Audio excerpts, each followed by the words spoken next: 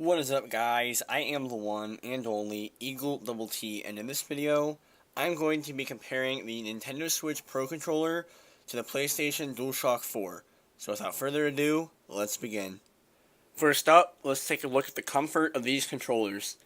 Now, of course, this category is subjective to your preferences and which controller you think personally is more comfortable, because everyone is going to have a different opinion. Personally, I think the Switch Pro Controller is more comfortable. It's definitely on par with the GameCube controller in terms of how it feels in your hand. It's very comfortable. I've never had a problem holding this for hours on end, and it fits my hands very, very well.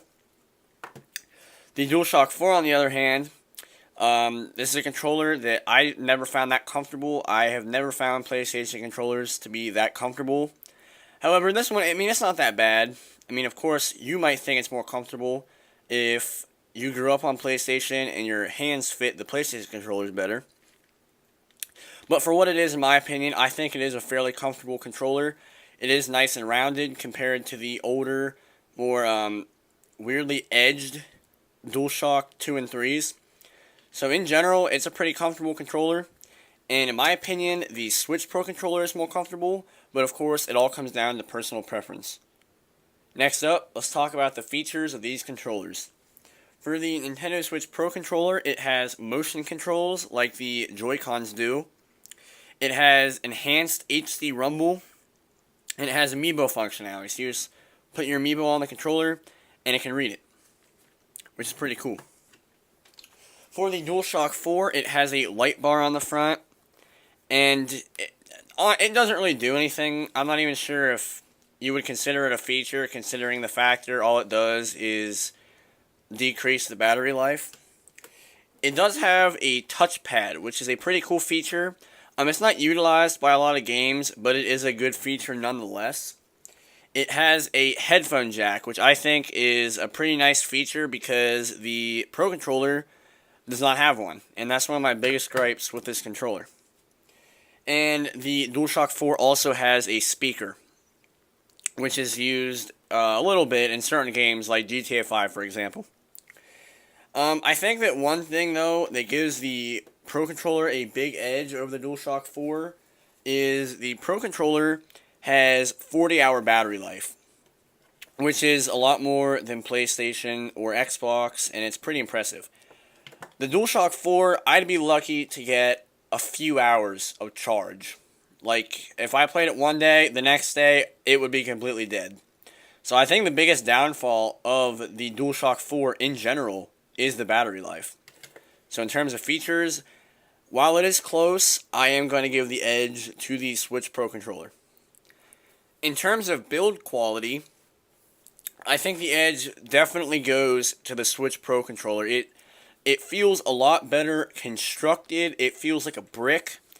It's very well put together. It doesn't twist at all. It's a very solid controller. And so are all the components. The DualShock 4, another big downfall of this controller is it's not made very well. Our triggers, they get stuck sometimes, and they just don't feel very good. The controller creaks really badly. It's just not a very well-made controller, similar to how Xbox controllers are. So in terms of build quality, it definitely goes to the Switch Pro Controller. And finally, we have button quality. Now, for the Switch Pro Controller, I think that everything on it is high quality. The D-pads, for example, has a very classic, very solid Nintendo D-pad, very great to use. This is definitely the best PlayStation D-pad there is, a lot better than on the old controllers. And there's not really much to gripe about here. It's a good solid D-pad. In terms of joysticks, definitely to the Switch Pro Controller.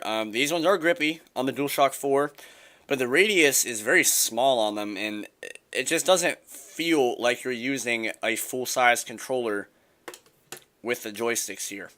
The Switch Pro Controller has very nice texture on the outside right there. And I think they're just the right radius, and I think they're very nice to use.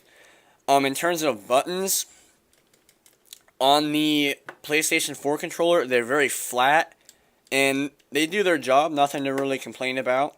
I do definitely like them better on the Switch Pro controller. They're pretty high, they're very large buttons, they're very nice to press. In terms of the middle buttons, one thing I don't like about the DualShock 4 is the middle buttons. They just don't really feel that good. I mean they work fine. They're just really not that good. On the Switch Pro controller, you have your plus and minus buttons, very solid. You have a home button. But then a really nice button to have is the dedicated screenshot button, which all you have to do is just hit that in a game and it takes a screenshot. Very nice. On the fronts, we have the bumpers. Definitely the bumpers are better on the Switch Pro controller. They're a little bit longer, not quite as fat, but I think they're nicer to press. And the triggers is another thing that I really don't like about the DualShock 4. They just don't sit well with me. Mine get stuck sometimes. They're very cheap feeling to me.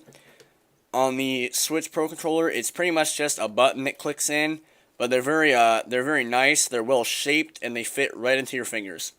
So in terms of buttons, the edge I would say definitely goes to the Switch Pro controller. In general, I would say that the Switch Pro controller is the better controller.